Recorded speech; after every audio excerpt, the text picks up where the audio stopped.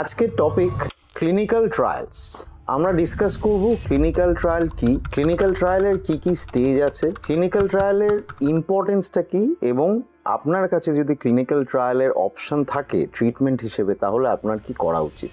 প্রথমে বলি clinical trial কি। দেখুন, যখনই কোনো রকম চিকিৎসা আমাদের কোনো একটা অসুখের ক্ষেত্রে প্রুভড হয় যে আজকে এই ওষুধ ধরুন ড্রাগ এ, এই ড্রাগ এটা এই অসুখে কতটা এফেক্টিভ এটা বোঝার জন্য একটা সায়েন্টিফিক পদ্ধতি আছে, সেটাকে বলে ক্লিনিক্যাল ট্রায়াল। আমি আজকে ল্যাবরেটরিতে হঠাৎ করে একটি ওষুধ বার করলাম আর কালকেই সেটা আমি কোনো একটি পেশেন্টে ইউজ করে ফেললাম, তার ডোজ না জেনে না বুঝে বা তার এফিকেসি কতটা সেটা না জেনে, সেইভাবে কিন্তু কখনোই চিকিৎসা জেনারেট করা সম্ভব নয় বা চিকিৎসাকে ডিসকভার করা সম্ভব নয়। তো এই চিকিৎসার ডিসকভারি প্রসেসটা বা প্রুভিং যে একটা ট্রিটমেন্ট বেনিফিশিয়াল কিনা সেটা বোঝার উপায় হচ্ছে ক্লিনিক্যাল ট্রায়াল। ক্লিনিক্যাল ট্রায়ালের কয়েকটি স্টেজ আছে।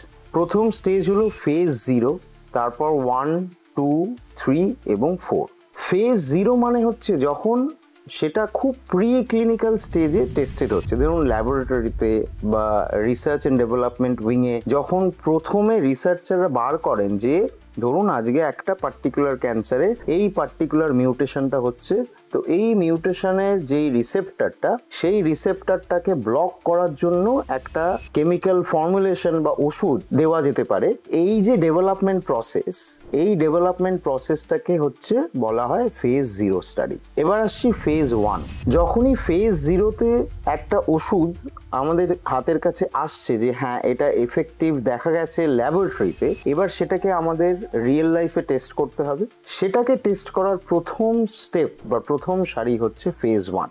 ফেজ 1-এ কি করা হয়, কিছু খুব কম সংখ্যক পেশেন্ট যাদের ধরুন আর ফার্দার কোনো রকম ক্যান্সার চিকিৎসা পসিবল নয় বা সব রকম চিকিৎসা ফেল করে গেছে, সেই ধরনের কিছু পেশেন্টের ওপর এই নতুন ওষুধটি আস্তে আস্তে ইনক্রিজিং ডোজেসে ইউজ করা হয়। মানে প্রথমে খুব লো ডোজে দেওয়া হয়, তারপরে একটু হায়ার ডোজে দেওয়া হয়, তারপর একটু হায়ার ডোজে দেওয়া হয়, এবং এটার একটা ক্যালকুলেশন আছে যে প্রথমে ধরুন নর্মালি যেটা করা হয় সাধারণত যে প্রথমে 3 জন পেশেন্টকে দেওয়া হয়, যদি তাদের কোনো সাইড এফেক্ট না থাকে তখন পরের 3 জনকে ওই ডোজটা দেওয়া হয়, তাতেও যদি কোনো সাইড এফেক্ট না থাকে তারপরের গ্রুপকে দেওয়া হয়। এইভাবে আমাদের দেখা হয় ফেজ 1-এ যে এই ওষুধটির অপটিমাল ডোজটা কি, মানে কোন ডোজে পেশেন্টের ক্ষতিকারক কোনো সাইড এফেক্ট হচ্ছে না, আবার অ্যাট দ্য সেম টাইম কিছুটা হলেও ক্যান্সারের ওপর রেসপন্স হচ্ছে। এই ফেজটাকে বলা হয় ফেজ 1। পরের ফেজ হচ্ছে ফেজ 2।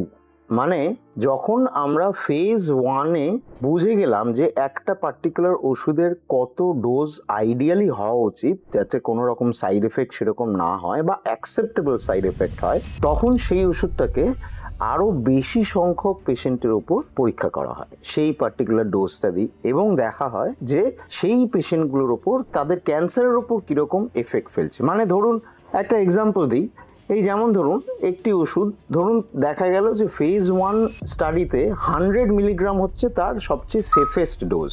ফেজ 2-তে কি করা হয়, ধরুন 100টা পেশেন্টকে এই 100 মিলিগ্রাম ওষুধটা দেওয়া হলো, এবং দেখা হলো যে এই 100টা পেশেন্টের যে ক্যান্সার হয়েছে একটা পার্টিকুলার টাইপ অফ ক্যান্সার, সেই ক্যান্সারের মধ্যে কতজন পেশেন্টের ক্ষেত্রে এই ডোজটায় ক্যান্সারটা কমছে।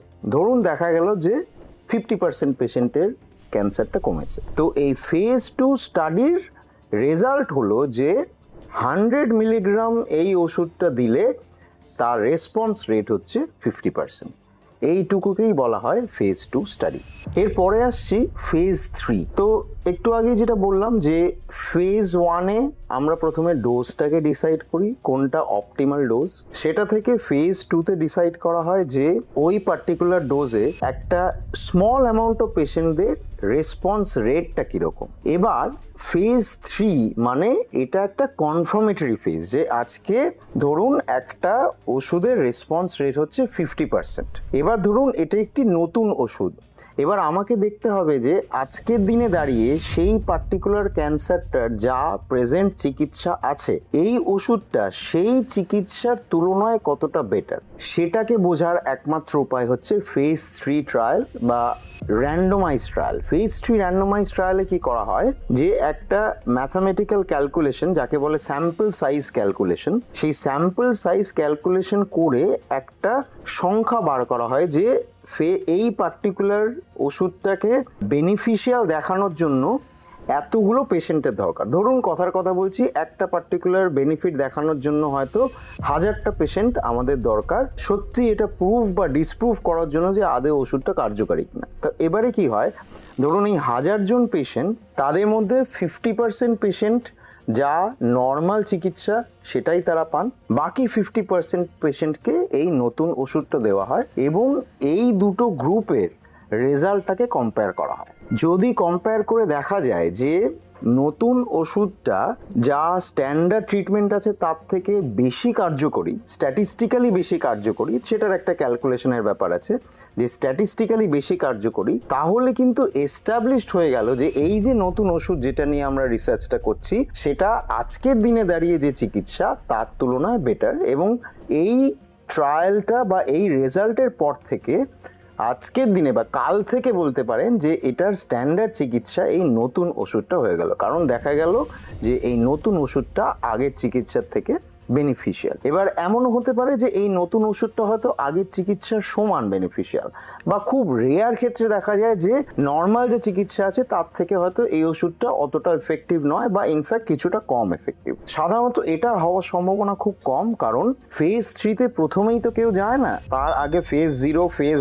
1 এবং ফেজ 2 থাকে। কাজেই এই 3টে ফেজে অলরেডি প্রুভেন হয়েই যায় যে এই পার্টিকুলার ওষুধটা রেসপন্স রেটটা কীরকম। কাজেই স্ট্যাটিস্টিশিয়ানদের কাছে একটা ইনফরমেশন অলরেডি থাকে যে স্ট্যান্ডার্ড চিকিৎসার যদি রেসপন্স রেট 40% হয় আর এইটার যদি রেসপন্স রেট 50% হয় তখনই কিন্তু জিনিসটা ফেজ 3-তে টেস্ট করা হয়। তো ফেজ 3 বেসিক্যালি হচ্ছে একটা comparative study where the standard treatment is compared with the new treatment, দেখার জন্য যে নতুন ট্রিটমেন্টটা স্ট্যান্ডার্ড ট্রিটমেন্টের থেকে বেটার কিনা। এরপরে আসছি ফেজ 4।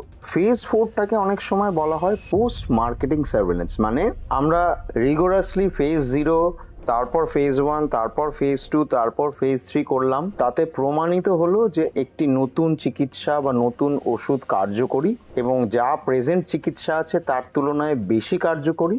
এবার যেটা দেখা হয় যে যখনই সেটা মার্কেটেড হচ্ছে, প্রত্যেক ডাক্তারবাবুরা এই পার্টিকুলার ওষুধটা ইউজ করতে শুরু করছেন পেশেন্টদের ওপর, তখন কি হয় যে এই যত পৃথিবীতে যত পেশেন্ট সেই ওষুধটা কিনে খাচ্ছেন বা ইউজ করছেন তাদের মধ্যে নতুন নতুন কোনো সাইড এফেক্ট কিছু তৈরি হচ্ছে কিনা যেটা এই ট্রায়ালগুলোর মধ্যে ধরা পড়েনি, যদিও সেটা সম্ভাবনা খুব কম হয়, কারণ এই যেটা আপনাকে বললাম যে ফেজ 2 স্টাডি, ফেজ 2 থাকাকালীন কিন্তু খুব রিগোরাসলি দেখা হয় যে কি কি সাইড এফেক্ট হচ্ছে, ছোট থেকে বড় সব রকম সাইড এফেক্ট তাতে নোট ডাউন করা হয়। কিন্তু অনেক সময় কি হয় যে এই যে ট্রায়াল পপুলেশন যারা, সেই ট্রায়াল পপুলেশনের বাইরেও তো নর্মাল মানুষও আছে, তাদের ফিটনেস বলুন বা তাদের এজ বলুন অনেক সময় সেই ট্রায়াল পপুলেশনের সঙ্গে ফিট ইন করে না, কিন্তু যেহেতু এই ওষুধটা হয়েছে কাজেই আমাদের সেই ওষুধটা দিতে হয়। তো এই নতুন যেই real world situation, real world people, এই রিয়েল ওয়ার্ল্ড পিপলের ক্ষেত্রে যখন ওষুধটা ইউজ হয় তাতে নতুন নতুন কোনো ইমার্জিং সাইড এফেক্ট কিছু দেখা দিচ্ছে কিনা সেইটা বোঝার উপায় হচ্ছে ফেজ 4 স্টাডি। এবং এই ফেজ 4টাও আপনার সাধারণত একটা ম্যান্ডেটরি রিকোয়ারমেন্ট হয় অনেক দেশে before the medicine Gates the permission to B sold. তো আমরা যেটা এতক্ষণে ডিসকাস করলাম যে ক্লিনিক্যাল ট্রায়াল কি এবং ক্লিনিক্যাল ট্রায়ালের কি কি ফেজ আছে এবং ক্লিনিক্যাল ট্রায়ালটা কেন করা হয়।